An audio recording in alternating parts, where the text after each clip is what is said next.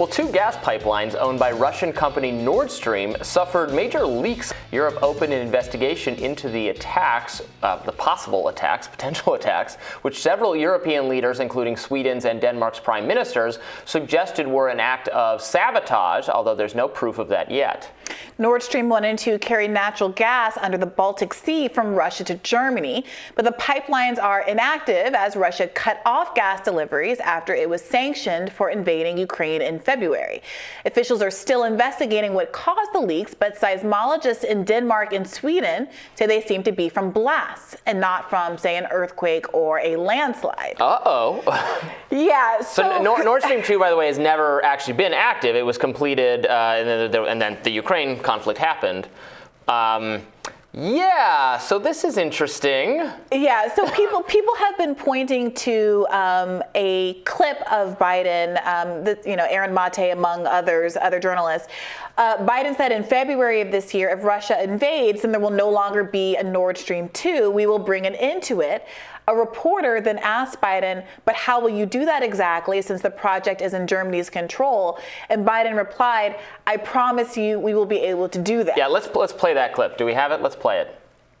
If Russia invades, that means tanks or troops crossing the border of Ukraine again. Then there will be no longer a Nord Stream 2. We will bring an end to it. Yeah, so, okay, look, the theory being that, well, we said we would do something to stop it, so is this, malfeasance from U.S. forces? Obviously, in the past, U.S. agents have done, again, we have libertarian leftist agreement, has done sabotage and things like that. It would not be wild for our CIA, I'm thinking the DEA, which I was bashing for other reasons. All acronyms are bad. All bad. Government acronyms, not a fan.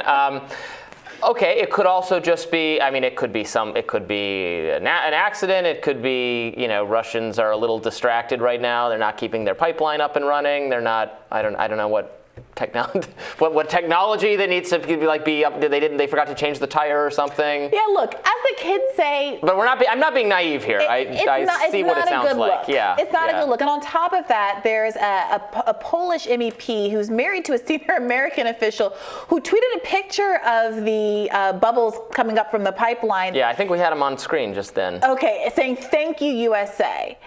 And people are being like, what's the meme? He admitted, like there is a definite narrative that's being strung along, regardless of whether or not it is borne out with more substantiation. I love this New York Times headline. Pipeline breaks look deliberate, Europeans say.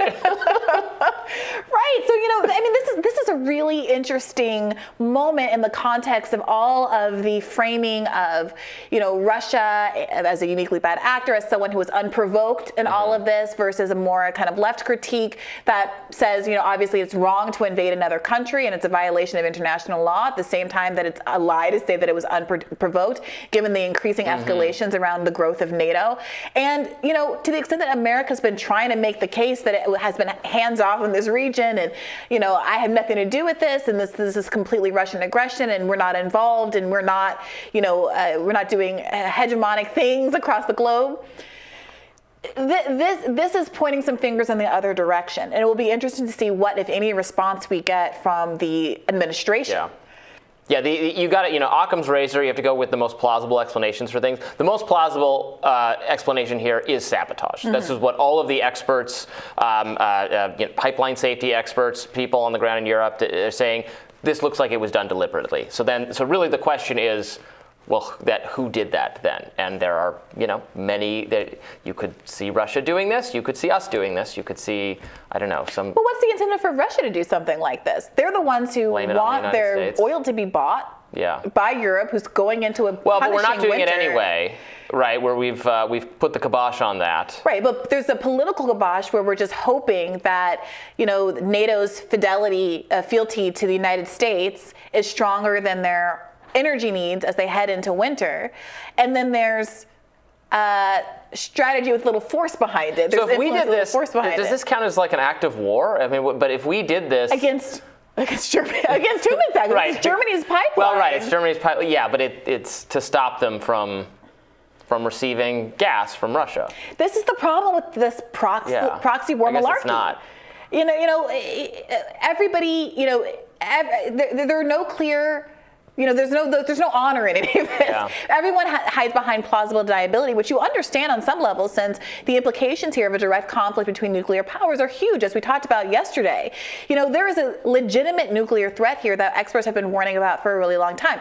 Russia is saying the strategic significance of Ukraine is enormous as compared to what it is for the United States of America and the West, precisely because of issues like this, like with this pipeline and what it means for Russia's oil reserves and its ability to be bought, its oil to be bought by Europe, a primary market. And so for America to be intervening in this way, if it is proven to be intervening in this way, or if Putin presumes or takes on its own intelligence authority that this was America's action, it could have extremely dire consequences, and it's an extremely significant provocation.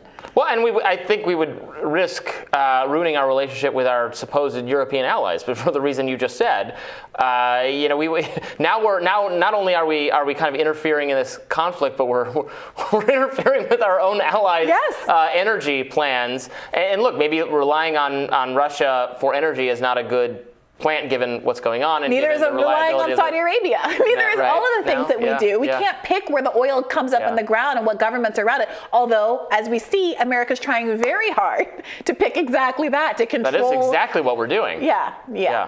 It's we'll have to wait and see. I hope this does not become.